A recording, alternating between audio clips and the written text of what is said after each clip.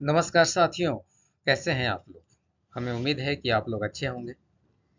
SSC CGL का एक और प्रैक्टिस सेट हम आप लोगों के लिए लाए हैं।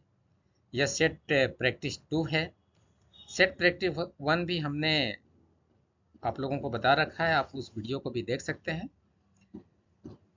आप जानते हैं हम लोग अभी एसएससी सीजीएल 2024 का प्रीलिम्स का तैयारी कर रहे हैं, पीटी एग्जामिनेशंस का।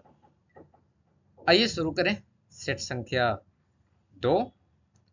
यस, सेट संख्या 2 का यह प्रश्न संख्या 2 है। देखिए, प्रश्न संख्या 1 भी था लेकिन उसका इमेज सही ढंग से नहीं आ पाया था, इसलिए हमने उसको हटा दिया है। आइए शुरू करते हैं प्रश्न संख्या 2 से। यह प्रश्न है प्रतिशत से संबंधित। आनंद एक व्यक्ति है। Income of Anand is 40% more than his expenditure. If his income increases by 60% and his expenditure also increases by 70%, then by what percent does his saving increase or decrease?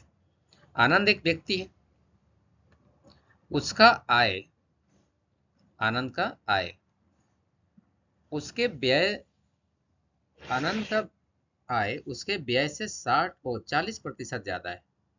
भाई आनंद का आय लिख लें हम लोग, यह आय और यह रहा उसका व्यय, खर्च। अगर एक्सपेंडिचर 100 है तो इनकम है 40% ज्यादा, 140। आगे, उसका इनकम 60% बढ़ रहा है। डेट मीन्स अगर हम इसका 60% बढ़ा लें, 140 का 60 कीजिएगा तो 84 आएगा। 84 जोड़ 140 कीजिएगा तो 224 आ गया। या फिर आप इसको डायरेक्ट भी निकाल सकते थे, 140 गुने 160। तब उसका व्यय भी बढ़ रहा है 70% से। अब ये 100 है तो ये बढ़कर कितना हो गया, 170। अब हमसे बोल रहा है कि उसका सेविंग में कितने प्रतिशत का वृद्धि हुआ है। भाई सेविंग जो बचत है, अगर 140 रुपया इनकम था और 100 रुपया खर्च कर रहा था, तब पहला बार में तो 40 रुपया बचा रहा था। अब 224 रुपया इनकम है और 170 रुपया खर्च कर रहा है, तब उसका बचत 54 रुपया होगा, इन दोनों का माइनस। कितना बढ़ गया भाई, 14 रुपया बढ़ गया। तो आप इस 14 रुपये को प्रतिशत में बदल लीजिए। इसका पहले वाला है 40, आप इसे 2 से काट लेंगे, 20 से, और ये 20 से 5 बार में कट जाएगा, या इसको 7 बार में काट लेगा। डेट मीन्स उसका बचत 35% इंक्रीज करेगा। ऑप्शन नंबर सी हमारा सही जवाब। अगला प्रश्न देखें। यह वृत्त से संबंधित एक प्रश्न है। 2 सर्कल है, 2 सर्कल ऑफ रेडियस 15 सेंटीमीटर और 12 सेंटीमीटर का है। Intersect at point P and Q, एक दूसरे को इंटरसेक्ट कर रहा है पॉइंट पी एन क्यू पर। पी क्यू का माप दिया हुआ है 18 centimetre. Distance between centre x है, तो वैल्यू ऑफ एक्स हमको करेक्ट अप टू 1 डेसिमल निकालना है। आइए बनाते हैं। सबसे पहला तो हम लोग 2 वृत्त बना ले। यस, जो एक दूसरे को कट कर रहे हैं 2 बिंदु P और Q पर। यह P से लेकर Q तक का डिस्टेंस हमको दिया है 18। पहला वृत्त का त्रिज्या, इस वृत्त का त्रिज्या हमको मालूम है 15 है, जैसा कि दिया गया है। पहले वृत्त का त्रिज्या हमको मालूम है कितना, 15, ये 15 है। और दूसरे वृत्त का त्रिज्या ये भी हमें दे दिया गया है जी, ये त्रिज्या दिया है 12। और इन दोनों के बीच का डिस्टेंस, किसका, सेंटर का बीच का डिस्टेंस, मान लीजिए सेंटर ए और बी है, तो इन ए बी का बीच का डिस्टेंस x है। हमें इसी x का मान निकालना है, ए बी का मान निकालना है। पी क्यू दिया है 18। अगर पी क्यू 18 है, मान लीजिए पॉइंट सी है जहां ए बी और पी क्यू इंटरसेक्ट किया, तो पी से लेकर सी तक हो जाएगा 9। पी से लेकर सी तक कितना मिल जाएगा हमको, 9। अब हम इसमें 2 ट्रायंगल बन रहा है। एक ट्रायंगल है ए पी सी, एक ट्रायंगल है एपीसी, जहां पर P से लेकर C तक का मान 9 मिल गया और AP का मान मिल गया है 15। तो पाइथागोरस थ्योरम लगाकर हम इस AC का मान निकाल सकते हैं। AC का मान कितना आ जाएगा, आप जानते हैं 4 और 12, 9 और 15 आपस में ट्रिपलेट होते हैं। अगर ये 15 है, 9 है, तो ये हो जाएगा AC का मान 12। उसी ढंग से ट्रायंगल पीसीबी में, यस, पीसीबी में पीसी का मान तो 9 है, पीबी का मान 12 दिया है, तो आप बीसी का मान निकाल सकते हैं फिर से पाइथागोरस थ्योरम लगाकर। 12 का स्क्वायर 144, 144 में से अगर हम 81 घटा लेंगे तो मान हमारे पास आएगा 3, 14 में से 8 घटा तो 6 63।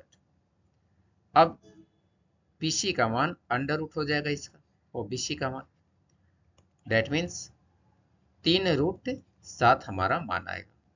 √7 की जगह हम लोग 2.3 अप्रोक्सीमेटली 2.7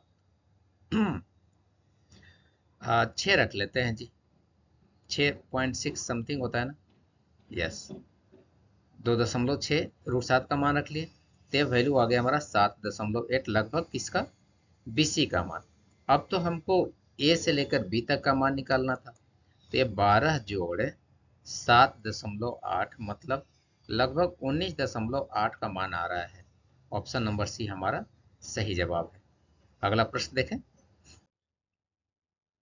यह त्रिकोणमिति का एक प्रश्न है, ट्राइगोनोमेट्री का। हमें दिया है 2 cos cube theta minus cos theta बटा sin theta minus 2 sin cube theta का स्क्वायर प्लस 1 का मान क्या होगा। इसमें आपको किसी एक वैल्यू को रख लेना है। जस्ट सपोज कि अगर हम थीटा की जगह 90 डिग्री का मान रख लें, तब ऊपर में हमको क्या मिल जाएगा, ये तो पूरा जीरो हो जाएगा ना। देखो कैसे जीरो होगा, cos 90 का मान भी जीरो, cos 90 का मान जीरो, तो अगर ऊपर में वैल्यू जीरो हो गया तो हमारे पास बचेगा कितना, जीरो। अब हमको मिलेगा जो क्वेश्चन है उसमें 0+1, और ये वैल्यू मिल गया हमको 1। हम अब ऑप्शन में चलेंगे, देखते हैं कि cos 90 रखने पर कहाँ जीरो हो सकता है, थीटा 90 रखने पर कहाँ जीरो हो सकता है। tan 90 का वैल्यू तो आप जानते हैं ये डिफाइन ही नहीं होगा। cot 90 का वैल्यू जैसा आप जानते हैं cot 90 जीरो होता है। sec 90 का वैल्यू नॉट डिफाइन होता है। अब बच गया cosec 90, cosec 90 का वैल्यू तो 1 होता है, 1 का स्क्वायर भी 1 आएगा। हमारा ऊपर वाला सॉल्यूशन में भी 1 आ रहा था 90 रखने से, और cosec स्क्वायर का वैल्यू भी 90 रखने से 1 आ रहा है, इसलिए हमारा सही जवाब ए हो जाएगा। अगला प्रश्न देखें। यस, यह प्रश्न संख्या 9 है। देखिए बीच में ग्राफ वाले प्रश्न है जिसको हमने हटाया है, चूंकि ग्राफ क्लियर नहीं आ पा रहा था, डेट्स वाई। आइए देखते हैं हम लोग। आपके पास दिया है जी cosec theta minus cot theta equal to p, और sec थीटा का मान आपको निकालना है। जैसा आप जानते हैं cosec theta minus cot theta अगर p है तो cosec theta plus cot theta का मान 1/p हो जाएगा। अगर हम इन दोनों को जोड़ दें तो cot थीटा और cot थीटा तो कट जाएगा, 2 cosec का मान आपके पास निकल जाएगा p प्लस 1/p, मतलब p स्क्वायर प्लस 1/p, ये 2 cosec का मान निकल गया। तब cosec का मान क्या निकल गया, ये p स्क्वायर प्लस 1/2p। अगर हम इसको रेशियो में लेकर आए तो cosec का वैल्यू परपेंडिकुलर बटा हाइपोटेनियस होता है, हाइपोटेनियस होता है। इसका मतलब यह एक ट्रिपलेट है जिसमें परपेंडिकुलर है पी स्क्वायर प्लस 1 और हाइपोटेनियस है 2p। तब बेस क्या हो जाएगा, आपको मालूम है base A P square minus 1 हो जाएगा। देखिए ट्रिपलेट क्या है, मैं लिख रहा हूँ ट्रिपलेट को, yes, triplet 2p P square minus 1 और पी स्क्वायर प्लस 1, जहाँ 2p को आप बेस के रूप में ट्रीट कर सकते हैं या परपेंडिकुलर के रूप में ट्रीट कर सकते हैं। पी स्क्वायर माइनस 1 बेस हो जाएगा, और पी स्क्वायर प्लस 1 एक हाइपोटेनियस के रूप में ट्रीट किया जाएगा। तब तो हमें यहाँ पर सही करना पड़ेगा फिर इस वैल्यूज को, यस, यहाँ पर पी स्क्वायर प्लस 1 हमारा हाइपोटेनियस है h/p, और ये हमारा परपेंडिकुलर है, परपेंडिकुलर है। अब हमें निकालना है सेक थीटा। जैसा आप जानते हैं सेक थीटा का फॉर्मूला h/b होता है, मतलब हाइपोटेनियस बाई बेस होता है। तो हाइपोटेनियस का वैल्यू तो हमारे पास 2p आ गया था, हाइपोटेनियस का वैल्यू पी स्क्वायर प्लस 1 आया था, तो P square plus one, P square plus one by base हमारा पी स्क्वायर माइनस वन आया था। ऑप्शन नंबर सी हमारा सही जवाब है। अगला प्रश्न देखें। इस प्रश्न में a plus one by A का मान दिया हुआ है 7 और A square plus one by no A का power 4 plus one by A का पावर 4 का वैल्यू आपको निकालना है। बहुत ही आसान सा प्रश्न है, आइए देखें। आप जानते हैं a plus one by A का मान अगर 7 है तब A square plus one by A square का मान 7 स्क्वायर माइनस 2 मतलब 49 में से 2 घटेगा तो 47 आएगा। अब फिर से अगर इसका स्क्वायर कर ले तो ए का power 4 plus one by A का पावर 4 का मान 47 का स्क्वायर माइनस 2। क्यों हो रहा है ऐसा? जैसा आपको बताया गया पहले, one by A plus one by A का मान अगर के है तो A square plus one by A square का मान हमेशा के स्क्वायर माइनस 2 होता है। हम इसी वैल्यू का इस्तेमाल यहाँ पर कर रहे हैं। अब 47 का स्क्वायर कितना होता है जी? जैसा आप जानते हैं 47 का स्क्वायर 2209 में से 2 अगर घटा ले तो 2207 हमारा सही जवाब आ रहा है। Option number A. अगला प्रश्न देखें। यह एक क्वाड्रेटिक इक्वेशन का प्रश्न है जहां कह रहा है 8x square plus 4y square plus 12xy plus 12x minus 8xy 8xy plus 9 equal to 0। तब हमें वैल्यू निकालना है 1 minus x by two plus x y का। हम पहले इस क्वाड्रेटिक इक्वेशन इसे सोल्व करेंगे जो 8x square plus 4y square plus 12x minus 8xy plus 9 equal to 0 के रूप में है।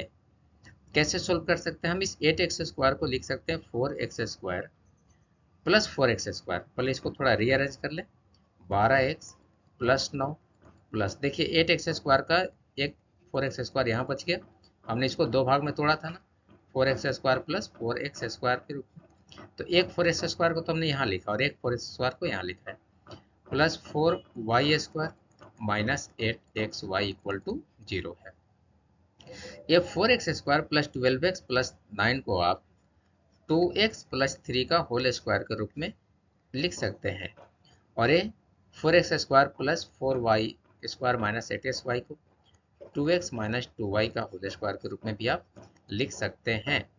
अगर हम इसको सोल्व करेंगे तो 2x माइनस 2y बराबर 0 तो x बराबर हमको y मिल जाएगा। लेकिन अगर हम इसको सोल्व करेंगे जी 2x प्लस 3 बराबर 0 को तो 2x बराबर माइनस 3 और x बराबर आ जाएगा माइनस 3/2। अगर x बराबर माइनस 3/2 है तो y का मान भी माइनस 3/2 ही होगा। अब हमें वैल्यू किसका निकालना है? वैल्यू निकालना है 1 माइनस x/2 प्लस xy का। 1 माइनस x/2 की जगह माइनस 3/2 और इसका 1/2 और करना है, plus minus 3/2 into minus 3/2। Value क्या हो गया? 1 प्लस 3/4 प्लस 9/4। तो एलसीएम तो 4 हो जाएगा ना, 4 3 7 और 9 16/4। 16/4 मतलब 4 हमारा सही जवाब है, ऑप्शन नंबर सी। अगला प्रश्न देखें। यह प्रश्न संख्या 12 सिमिलरिटी ऑफ ट्रायंगल का एक प्रश्न है, आइए बनाते हैं हम लोग। प्रश्न कहता है ABC is a similar triangle to triangle DEF। Okay, area of ABC is 121 and area of DEF is 81 centimeter square. Altitude of ABC is 9 or 7 centimeter. Then find the corresponding altitude of DEF. जैसा आप जानते हैं अगर दो triangle आपस में similar हैं तब अगर दो ट्रायंगल ABC सिमिलर है ट्रायंगल DEF का, तब एरिया ऑफ ट्रायंगल ABC बटा एरिया ऑफ ट्रायंगल DEF का मान इनके रिस्पेक्टिव साइड्स का रेशियो का स्क्वायर होता है। मतलब सभी भुजाओं का स्क्वायर होगा, या परपेंडिकुलर है तो परपेंडिकुलर का रेशियो का स्क्वायर हो जाएगा। अब ABC का परपेंडिकुलर का स्क्वायर, आप ABC का परपेंडिकुलर बटा इसका परपेंडिकुलर, वहाँ परपेंडिकुलर की जगह एल्टीट्यूड का इस्तेमाल किया है तो आप एल्टीट्यूड का इस्तेमाल कर लीजिए। एल्टीट्यूड के रूप में आप जस्ट A1 लिख लीजिए और इसका भी एल्टीट्यूड के रूप में आप A2 रख लीजिए, इसका रेशियो का स्क्वायर होगा। एरिया ऑफ ट्रायंगल एबीसी तो दिया है ना 121 और डीएफ का मान है 81। A1 का मान आपको दिया है 7 और A2 एल्टीट्यूड 2, डीएफ का निकालना है, ये स्क्वायर हो गया। अगर हम इस स्क्वायर को इधर लेकर जाएंगे जी तब ये स्क्वायर रूट में हो जाएगा, तो 121 का स्क्वायर रूट 11 और 81 का स्क्वायर रूट 9 बराबर 7/A2 निकल गया। अब A2 का मान बड़ी आसानी से आप निकाल सकते हैं, ये 7 गुने 9/11 हो जाएगा, डेट मीन्स 63/11। आप इसे दशमलव में बदलिएगा तो 5 दशमलव लगभग 7 आएगा। ऑप्शन नंबर सी हमारा सही जवाब। अगला प्रश्न देखें। यह फिर से ट्रायंगल से संबंधित एक प्रश्न हमको मिल रहा है। In triangle ABC sides AB and AC are extended to P and Q, okay? Bisector of PBC बाहर वाला side and QCB intersect at point R. If R is 76 centimeter, then we have to measure the angle A. Let's calculate it. यह एक triangle है ABC. Just suppose this is a triangle ABC. Yes. अब हमें दिया side AB. Let this be AB and AC. are extended to point P and Q. A extend किया गया point P और Q तक। अब बोल रहा है bisector of PBC, bisector of this line, this angle, इसका बाइसेक्टर तो यहाँ तक है PBC तक, और bisector of QCB, yes this part, they meet at point R, somewhere R, yeah. Now this angle is given how much? It is 60 degree. No, this is 76 degree, मतलब angle are का मान आपके पास 76 degree का दिया हुआ है। We need to calculate this angle A, हमें angle ए क्या होगा ये निकालना है। जैसा कि आप जानते हैं इस ढंग के सेक्शन में एंगल ए का मान, नो एंगल आर का मान, वो 90 degree minus half of angle A होता है। एंगल आर तो मिल गया हमको पास 76 degree, 90 minus half of angle A. आप इस हाफ ऑफ एंगल ए को इधर लाओ और 76 को इधर लेकर आ जाओ, तो हाफ ऑफ एंगल ए 90 में से 76 को घटाओगे तब 14 आ जाएगा, तो एंगल ए का मान 14 दूना 28 डिग्री आ जाएगा। ऑप्शन नंबर सी सही जवाब। अगला प्रश्न देखें। यस, यह प्रश्न संख्या 14। हमें वैल्यू निकालना है जी। Find the value of sine theta minus, find the value of theta when sine theta minus √3 cos theta equal to 1 है। ऐसे कंडीशन में भी आप ऑप्शन से बनाएं तो ज़्यादा बढ़िया रहेगा। अगर हम इसमें ऑप्शन नंबर 1 को पुट करें, देखते हैं कि LHS में क्या वैल्यू हमको मिल पाता है। अगर sign theta minus √3 cos theta है, क्या इसमें थीटा की जगह 90 रखने से हमें 1 मिल पाएगा? साइन 90 माइनस √3 cos 90 हो गया। cos 90 का मान तो आप जानते हैं कि ये 0 होता है और साइन 90 का मान 1, तो 1 माइनस 0 का मान 1 आएगा। डेट मीन्स पहला ही वैल्यू सेटिस्फाई कर रहा है, इसलिए ऑप्शन नंबर 1 हमारा सही जवाब है। ऐसे प्रश्नों में आप हमेशा ऑप्शन की मदद लें या वैल्यू सब्स्टिट्यूशन का मदद लें। अगला प्रश्न देखें। प्रश्न है अलजेब्रा से संबंधित। x plus y plus z equal to 0 है, तो we have to calculate the value of x square plus y square plus z square divided by y square minus x z. भाई ऐसे मैथ में भी हमें value substitution बहुत helpful है, उसका इस्तेमाल करेंगे आप। वैल्यू सब्स्टिट्यूट हम लोग फिर से करेंगे। एक्स वाई और जेड का 3 वैसे मान को लेकर आइए जिसको जोड़ने से 0 आ जाता है, जैसे 1 हो गया और जेड की जगह -2 रख लेते हैं। 1 और 1 2, 2 में से -2 घटाएंगे तो 0 आ जाएगा। अब इन सारे वैल्यूज को, इन सभी वैल्यू को आप x के जगह 1, मतलब एक्स स्क्वायर है तो 1 का स्क्वायर, प्लस वाई स्क्वायर है तो 1 का स्क्वायर, प्लस जेड स्क्वायर है तो -2 का स्क्वायर रख लीजिए। वाई स्क्वायर है तो 1 का स्क्वायर, माइनस एक्स है तो 1 और जेड है तो -2 रख लीजिए। ऊपर में 1 + 1 + 4 हो गया और नीचे में 1 + 2 हो गया, तो ऊपर में मिल गया 6/3, तो वैल्यू मिल गया हमको 2। ऑप्शन नंबर बी हमारा सही जवाब है। अगला प्रश्न देखें। आसान सा प्रश्न समय और दूरी का है। Walking at 3/4 of his usual speed, a person reaches his office 12 minutes later, 12 minute देर से पहुंचता है, then his usual time, then his usual time is what. आइए कैलकुलेट करते हैं। रेशियो ऑफ स्पीड हमें दिया गया है भाई, अगर पहले से रेशियो 1 है तो अब उसका 3/4 चल रहा है। इसका सिंपलेस्ट रेशियो ये 4:3 आ जाएगा। आप जानते हैं स्पीड का रेशियो और टाइम का रेशियो एक दूसरे का उल्टा होता है, तो टाइम का रेशियो 3:4 आ गया। इस टाइम का फर्क यहाँ पर तो रेशियो में 1 है, लेकिन वास्तविक में फर्क है 12 मिनट्स है, जैसा हमें प्रश्न में दिया गया है। अब हमें यूजुअल टाइम वाला रेशियो कौन सा है? 3। भाई ये 4 वाला टाइम तो बाद वाला टाइम है, तो अगर 1 का मान 12 है तो 3 का मान 3 × 12 मतलब 36 मिनट आ जाएगा। ऑप्शन नंबर 1 हमारा सही जवाब है। अगला प्रश्न है, यह एलसीएम एचसीएफ से संबंधित एक प्रश्न।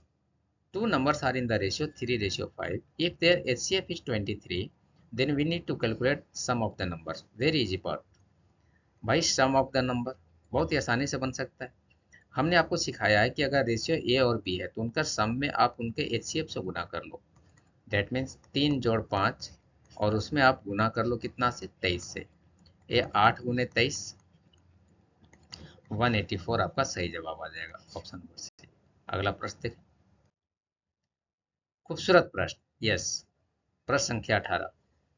A sum of rupees 6540 was to be divided among A, B, and C. Okay, A, B, C, and D in the ratio 3, 4, 5, and 8. But is what wrongly divided in the ratio 1/3, 1/4, 1/5, 1/6, and 1/5 and 1/8 by mistake. Then, as a result, इन 4 option में से कौन सा option सही है? We have to calculate it.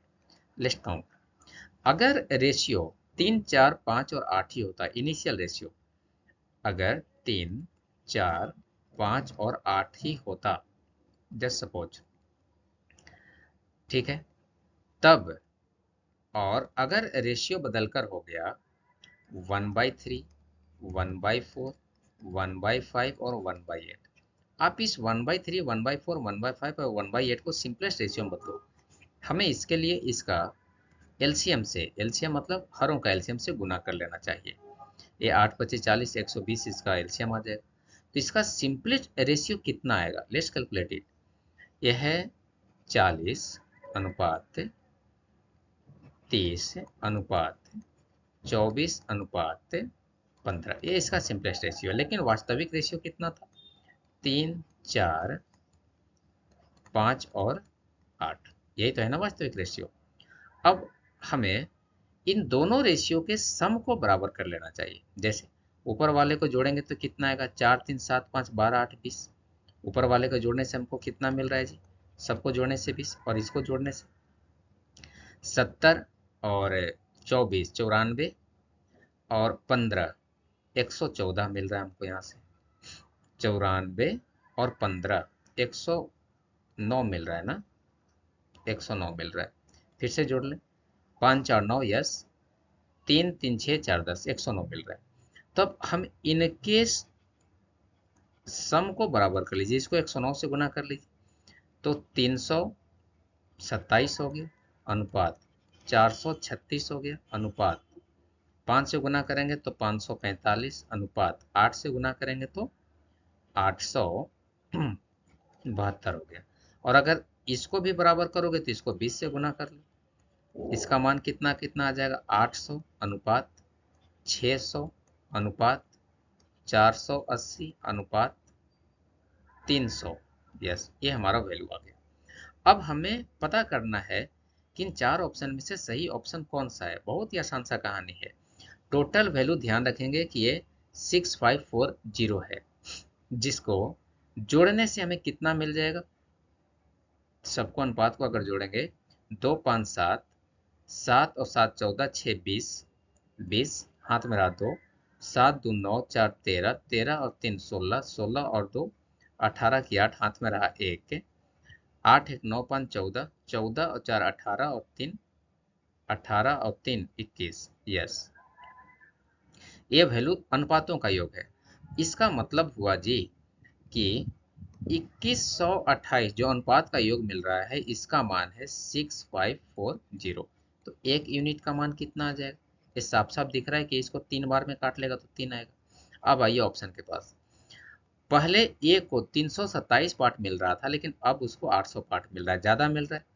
कितना ज़्यादा मिल रहा है? 327 को अगर हम 800 में से घटाएंगे तब हमारे पास इकाई अंक के रूप में 3 आएगा। और इस इकाई अंक को, चूंकि यहाँ पर हमारा एक का मान 3 है, तो 3 से गुना करेंगे तब जो भी ज़्यादा मिलेगा उसका इकाई अंक 9 आना चाहिए। लेकिन ए को तो ऑप्शन के हिसाब से 1456 मिल रहा है जिसका इकाई अंक 6 है, तो ये तो होगा नहीं।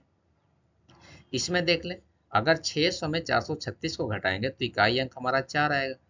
4 गुने अगर 3 कीजिएगा तब इकाई अंक हमको 2 मिलेगा। क्या बी का इकाई अंक 2 दे रहा है? नहीं, तो ये भी नहीं होगा। सी में आते हैं। सी का इकाई अंक घटाने के बाद 5 आएगा। भाई इसको कम मिल रहा है, और इसमें अगर 3 से गुना करेंगे तब भी 5 आएगा। यस, तो सी वाला वैल्यू है कहाँ पर हमारे पास? यहाँ 2। क्या ये हो पाएगा? लग तो नहीं रहा कि हो पाएगा। डी वाले में आते हैं। डी का इकाई अंक अगर हम लोग सोल्व करेंगे तो 2 आएगा, और 2 में अगर हम 3 से गुना कर लेंगे तो 6 आ जाएगा। यस, इकाई अंक 6 इसका मिल रहा है। That means option number D हमारा सही जवाब है। अगले प्रश्न की तरफ बढ़े। बहुत ही आसान सा प्रश्न, प्रश्न संख्या 19। A person sold 25 articles for 3500 rupees and incurred a loss of 10%. How many articles should he sell to gain a profit of rupees 8% for rupees 3360? आइए इसे कैलकुलेट करते हैं। एक पर्सन 25 आर्टिकल को बेच रहा है 3500 रुपये में। तो सबसे पहला तो हम एक आर्टिकल का सीपी निकाले, 1 का सीपी एसपी निकाल लेते हैं। तो ये 3500 बटा 25, अगर आप इसे कैलकुलेट करेंगे तो 140 आएगा। एक आर्टिकल का विक्रय मूल्य है 140 रुपया। एज ए लॉस ऑफ 10%, ध्यान रखेंगे 10% का लॉस हो रहा है इसमें। 10% का लॉस का मतलब 90% पर। तो 90% का मान आपको कितना मिल गया? 140। अब हमें इसको 8% का प्रॉफिट पर बेचना है ना। 8% का प्रॉफिट मतलब 108 पर, तो 108 का मान निकाल लीजिए। भाई यह 140 बटा 90 गुने 108 हो जाएगा। एक जीरो से एक जीरो कट गया, और ये 12 से काट लेगा, तो 14 गुने 12 अगर आप कीजिएगा तो 168 रुपीज आ रहा है एक आर्टिकल का दोबारा सेल का प्राइस। लेकिन हमें तो बोल रहा है कि 3360 रुपये में कितना बेचना है, तो 3360 को 168 से भाग कर ले। यस, इसको 20 बार में काट लेगा तो आपको 20 आर्टिकल बेचने चाहिए। ऑप्शन नंबर बी इसका सही जवाब है। अगला प्रश्न देखिए। यह प्रश्न संख्या 20 समय और काम का है। 3 men, 4 women and 6 boys together can complete a work in 9 days. Okay. A woman does a triple work than a man, and a boy does half of the work than a man. Okay. How many women alone will be able to complete this work in 3 days? आइए calculate करते हैं। पहले तो women, man और boys का हम लोग efficiency को थोड़ा कैलकुलेट करें। वोमेन, मैन और बॉयज का देखिए, if the efficiency of the boys is 6, तो मैन का जस्ट हाफ, जस्ट वेट, एक वोमेन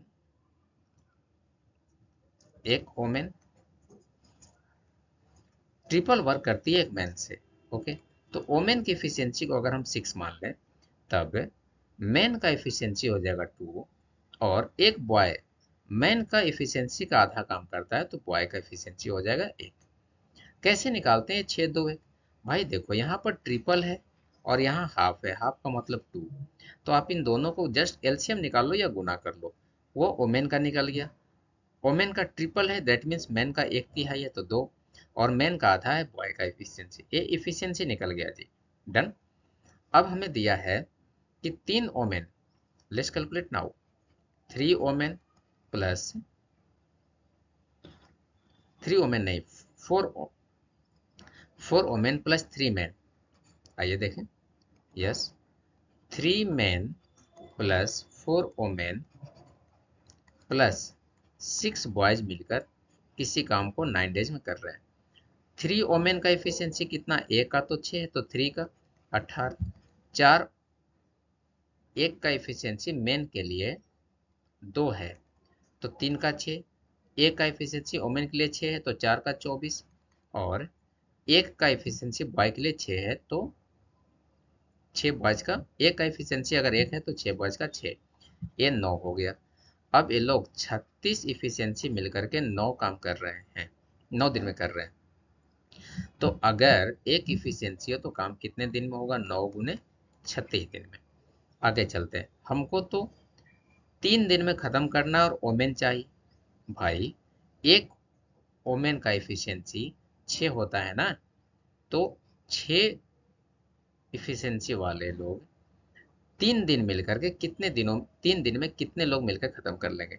6 इंटू आप डब्लू मान लो, आपको इसे खत्म करना है सिर्फ 3 दिन में। Let's calculate. W equal to 9 into 36 by 6 into 3, ये 18, 2, मतलब 18 दिन लग जाएंगे उनको खत्म करने में। ऑप्शन नंबर बी हमारा सही जवाब। अगला प्रश्न की तरफ पढ़े। यह साधारण ब्याज और चक्रवृद्धि ब्याज का एक प्रश्न है।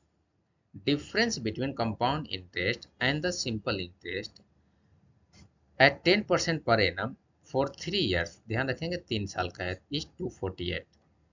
आप जानते हैं 3 साल का कंपाउंड इंटरेस्ट और सिंपल इंटरेस्ट का जो डिफरेंस होता है वह परसेंटेज में 10% अगर है तो 3.1% होता है। अब ये 3.1% का मान दिया 248, हमें 100% का मान निकाल लेना है। Yes, 248 divided by 3.1 multiplied by 100। इस 3.1 का एक दशमलव ऊपर बैठा दो, इसको 8 बार में काट लेगा, तो वैल्यू निकल गया 8000। अब हमने 3.1 डायरेक्ट नहीं लिखा है दोस्त, हमने आपको सिखा रखा है ट्री फॉर्मूला के हिसाब से 10, 10 और 10। इसको यहाँ से हटाइए। यस, इस 10% पर अगले साल 10% फिक्स, तो 1, और उसके बाद 11 हो गया ना टोटल, 10 और 1 11, तो 11 का 10% और, तो यहाँ से वैल्यू मिल जाएगा 1.1। इसका अगले साल तो 10 गुने 10 बटा 100, 100, तो इसका वैल्यू भी हमको कितना मिल जाएगा? 1। अब ये टोटल निकल गया, ये 30 जो निकला वो सिंपल इंटरेस्ट निकल गया, और ये जो निकल रहा है 1, 1 और 1.1, यही हमारा डिफरेंस है 3.1 का। अगला प्रश्न देखें।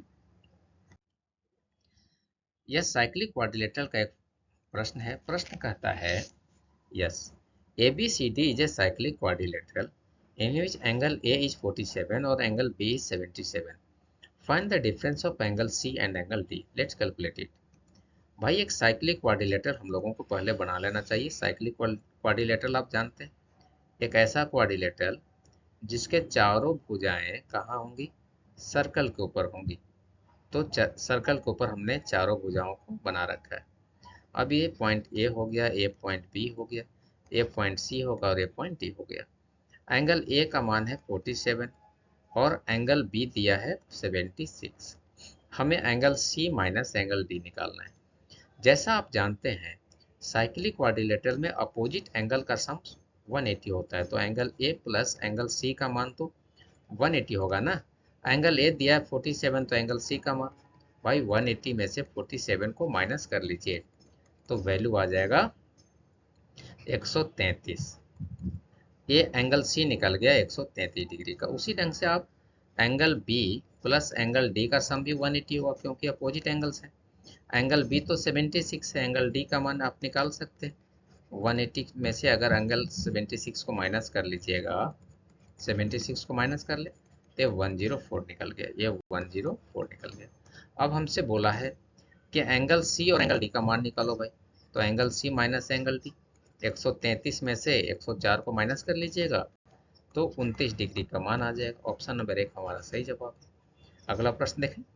वह अंकित मूल्य, यह घनाभ से संबंध यस, घनाभ से संबंधित एक प्रश्न है क्यूबाइड से। आइए देखें। Area of 3 adjacent faces of A cuboid is 72, 54 and 108 centimetre square. Find the volume of the cuboid. देखो कहना क्या चाह रहा है, 3 एडजेसेंट साइड्स, इसका मतलब हुआ कि अगर एक क्यूबाइड हम बनाएंगे ना तो 3 लगातार सरफेस, सतह, जैसे एक सतह बन गया तो इसका है 72, नीचे वाला एक सतह है तो इसका है 54, और एक सतह ऊपर, ऊपर की तरफ नहीं, पीछे वाला, ये देखो पीछे वाला दीवार का, पीछे वाला का है, ऊपर वाले का नहीं। हाँ, पीछे वाले का हो गया ये 108। अब हमें बोल रहा है कि वॉल्यूम निकालो।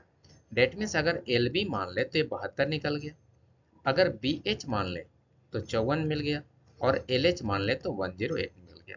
हमको अब L into B into H निकालना, जो हमारा वॉल्यूम का फॉर्मूला है। करना कुछ नहीं, आप तीनों को गुना कर लो जी। 72 गुने 54 गुने 160 और इसका वर्गमूल निकाल लो, बस बन जाएगा वैल्यू। आओ निकालते हैं हम लोग। यस, अंडर रूट करेंगे। आप इसको तोड़ सकते हो ना, पहले तो सब 18 से कट जाएगा, 36 भी कटेगा नहीं, 18 से कटेगा। तो सबको आप तोड़ लो, बेहतर रहेगा। 2 गुने 2 गुने 36, 36 18, 2 गुने 9। भाई इसका वर्गमूल निकल गया, इसीलिए ऐसा करते हैं। हम लोगों को जब वर्गमूल निकालना है तो आप 36 तक ही ला के इसको रोक सकते हैं, 2 गुने 36। और इसको हम लोग कहाँ तक लेकर जा सकते हैं, 2 गुने 27, फिर 3 गुने 9, 9 तक ला कर रोक दें। और 108 है तो 2 गुने 54, 54 गुने 2 अगर करें, अच्छा 3 गुने 36 भी तो कर सकते हैं ना, 3 गुने 36। यस, ते पेयर अब इसमें लग गया, देखो। आओ निकालते हैं। 2 का वर्गमूल 2, 3 वाले का 3, 9 वाले का 9 और 36 वाले का 36। 9 का वर्गमूल तो 3 आ जाएगा ना। अब ये हमारा वॉल्यूम निकल गया। 36 दिया 108, 108 गुने 3, 324 दूना 648 centimetre cube. Option number D हमारा सही जवाब। अगला प्रश्न देखें। यह प्रश्न है एवरेज से संबंधित। आइए देखते हैं। Three numbers are such that average of any two of them is added to third number. Sum of tens are 188, 184 and 192। What is the average of original three numbers? आइए देखते हैं। भाई प्रश्न कर रहा है कि average of any two, that means A plus B by two, अगर हम सी के साथ जोड़ दें तो मान 188 आ जाएगा। उसी ढंग से B plus C by two plus A को जोड़ें तो मान 184 आ जाएगा। और फिर c plus A by two plus B को जोड़ेंगे तो मान हमारे पास 192 आएगा। अगर आप इन सबको देखेंगे जी तो ये दो एलसीएम हो जाएगा और 2a plus 2b plus 2c आ जाएगा, तो दो दो से कट जाएगा, तो यहाँ से मिल जाएगा इन तीनों से a प्लस बी प्लस सी, और एक a प्लस बी प्लस सी हमारा यहाँ पर भी है। तो अभी हमारे पास वैल्यू के रूप में मिला 2 इंटू ए प्लस बी प्लस सी का मान। इन सबको जोड़ लीजिए। 8 4 12 2 14 की 4 हाथ में रहा 1, 9 8 17 और 9 26 की 6 हाथ में रहा 2, 3 और 2 5, 564। अब आप यहाँ से a प्लस बी प्लस सी का मान निकाल लीजिएगा। अब हमें इसका औसत निकालना है तो a plus B plus C by 3 कर लीजिएगा। 282/3 वैल्यू निकल गया। 9 तिया 27, 4 तिया 12, 94। यस, इस वीडियो में इतना ही। अगर वीडियो पसंद आया हो तो आप इसे लाइक करें, चैनल पर नए हैं तो सब्सक्राइब करें, साथ ही अपने साथियों के साथ शेयर भी करें ताकि वे भी अपने तैयारी को मूर्त रूप दे सकें और 2024 का सीजीएल को क्रैक कर सकें। मिलते हैं अगले वीडियो में कुछ और प्रश्नों के साथ। धन्यवाद।